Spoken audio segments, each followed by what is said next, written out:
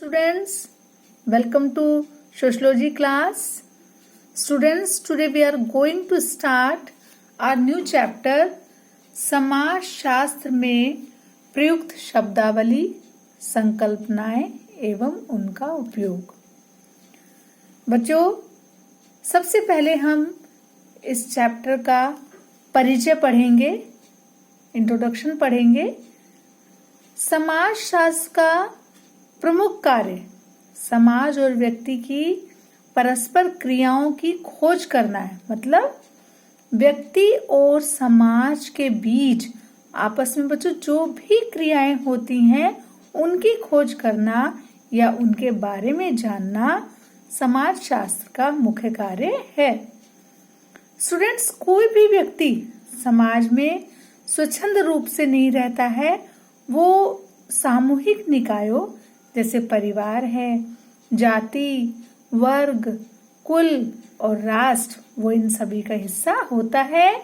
और इस चैप्टर में व्यक्तियों द्वारा बनाए गए समूह के विभिन्न प्रकारों, असमान व्यवस्था के विभिन्न प्रकारों, स्तरीकरण की व्यवस्थाओं जिनमें व्यक्ति और समूह शामिल होते हैं, सामाजिक नियंत्रण के काम करने का तरीका, व्यक्तियों की भूमिकाओं और उनकी परिस्थिति के बारे में हम पढ़ेंगे। स्टूडेंट्स, सबसे पहले तो हम जानेंगे कि शब्दावली का अर्थ क्या होता है। शब्दावली का अर्थ जो है वो है शब्दकोश या फिर शब्दों का संग्रह, अर्थात जिसमें बहुत सारे शब्द संग्रहित होते हैं उसको शब्दावली कहते हैं। और इंग्लिश में बच्चों शब्दावली को डिक्शनरी बोलते हैं। अब बच्चों संकल्पना का अर्थ जानेंगे। संकल्प करने की क्रिया या भाव। संकल्पना का अर्थ होता है संकल्प करने की क्रिया या भाव। स्टूडेंट, समाज शास्त्र में विशिष्ट शब्दावली और संकल्पनाओं का क्या महत्व है, अब हम इसके बारे में जानेंगे। प्रत्येक विषय की एक विशिष्ट शब्दावली होती है और ये शब्दावली कुछ संकल्पनाओं के रूप में होती हैं। और बच्चों, ये जो संकल्पनाएं होती है ना, ये केवल विषयगत अर्थ को समझने में ही सहायक नहीं होती, बल्कि संबंधित विषय के ज्ञान को सामान्य ज्ञान से भिन्न भी करती है, अलग भी करती हैं। समाज शास्त्रीय अन्वेषण और उसकी व्याख्या में संकल्पनाओं का बहुत महत्वपूर्ण स्थान होता है। समाज, सामाजिक समूह, परिस्थिति एवं भूमिका, सामाजिक स्तरीकरण, सामाजिक नियंत्रण, परिवार, नातेदारी, संस्कृति, हमारी सामाजिक संरचना इत्यादि समाज शास्त्र में प्रयोग की जाने वाली संकल्पनाएं हैं जो संबंधित सामाजिक यथार्थ या फिर बच्चों सत्य के अर्थ को स्पष्ट करती हैं। तो स्टूडेंट्स, हमने जाना कि समाज शास्त्र में विशिष्ट शब्दावली और संकल्पनाओं का क्या महत्व होता है। अब हम जानेंगे सामाजिक समूह का अर्थ। बच्चों, समाज शास्त्रीय दृष्टिकोण से ऐसे व्यक्तियों के संकलन को समूह माना जाता है जो पारस्परिक संबंधों अर्थात आपसी संबंधों के आधार पर संगठित होते हैं या बनते हैं। कोई भी व्यक्ति समाज में कोई भी है वो अकेला नहीं रहता है, बल्कि अतीत काल से ही व्यक्ति जन्म से लेकर मृत्यु तक विभिन्न प्रकार के समूह में रहता है। और इन समूहों के माध्यम से ही व्यक्ति के समाजीकरण और व्यक्तित्व का विकास होता है।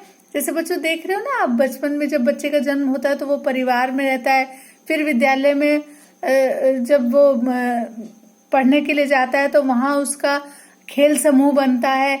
इसी तरह से वो मतलब कि ताउम्र वो इन समूहों के बीच पलता बढ़ता है और इन्हीं समूहों के माध्यम से उसको उसका जो पर्सनैलिटी है वो डेवलप होती है और समूह के माध्यम से ही एक पीढ़ी के विचारों तथा अनुभवों को दूसरी पीढ़ी को हस्तांतरित किया जाता है और बच्चों सीखे हुए व्यवहारों तथा आदतों के आधार पर ही व्यक्ति में समूह में रहने वाली प्रवृत्ति का विकास होता है और इस तरह मनुष्य के जीवन में सामाजिक समूह का बहुत महत्व है।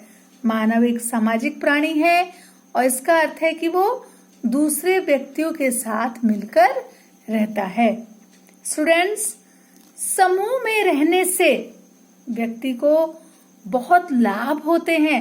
व्यक्ति के सभी काम बड़ी सरलता से हो जाते हैं और व्यक्तियों के इन समूह से ही समाज का निर्माण होता है। जैसा कि आपको हम लोग भी बोलते हैं ना, आपने सुना है, सब बोलते हैं कि हम सब से ही क्या बना है, समाज बना है। लेकिन बच्चों, समाज शास्त्र में व्यक्तियों के संकलन मात्र को सामाजिक समूह नहीं कहा जा सकता, क्योंकि व्यक्तियों का संकलन मात्र या समुच्चय या केवल ऐसे लोगों का जमावड़ा होता है जो एक स्थान पर तो होते हैं लेकिन उनमें कोई निश्चित संबंध नहीं होता। फॉर एग्जाम्पल, उदाहरण के लिए देखिए बच्चों, रेलवे स्टेशन है, एयरपोर्ट है, वहां पर प्रतीक्षा करते हुए यात्री या सिनेमा देखते दर्शक, ये सभी बच्चों समुच्चय का उदाहरण है। यहाँ बड़ी मात्रा में व्यक्ति होते तो हैं लेकिन इनमें आपस में कोई भी निश्चित संबंध नहीं होता है। ये जो समुच्चय हैं इन्हें बच्चों अर्ध समूह का नाम दिया जाता है।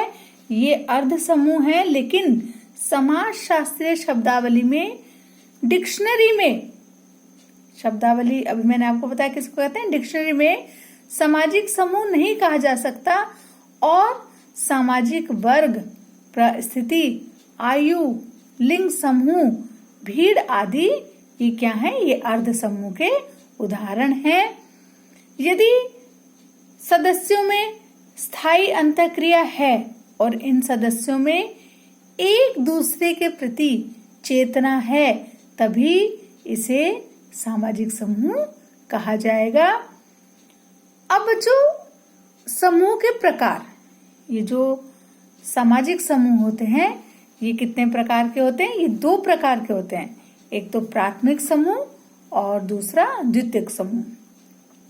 जो प्राथमिक समूह होते हैं बच्चों, प्राथमिक समूह वो समूह होते हैं जिनमें लघु यानी कि छोटा आकार होने के कारण जो लोग होते हैं प्राथमिक समूह में, वो एक दूसरे से भली भांति परिचित होते हैं, एक दूसरे को अच्छे से जानते हैं, या ये कह सकते हैं कि जिन समूह में प्राथमिक संबंध पाए जाते हैं उन्हें प्राथमिक समूह कहते हैं।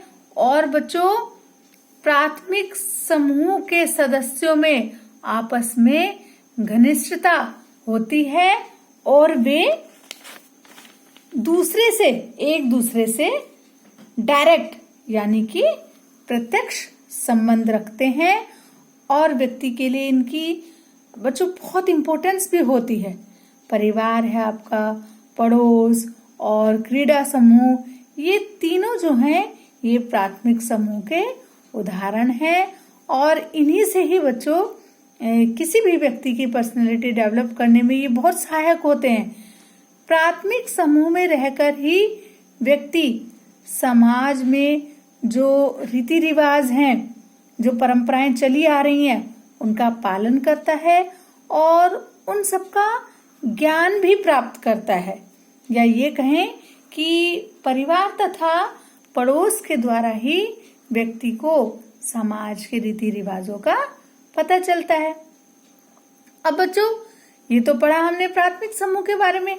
अब आता है जो सामाजिक समूह है, उसका दूसरा प्रकार है द्वितीयक समूह।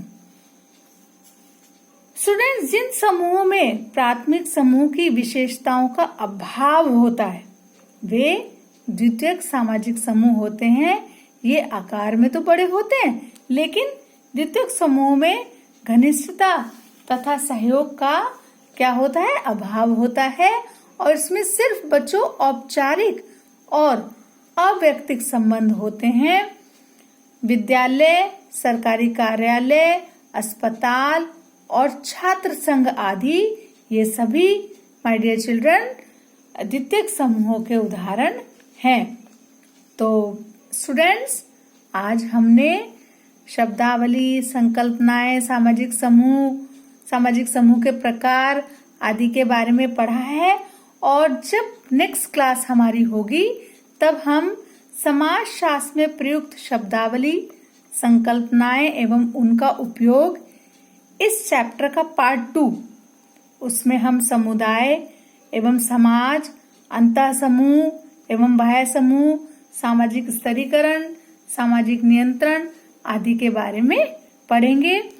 तो फिर मिलते हैं बच्चों।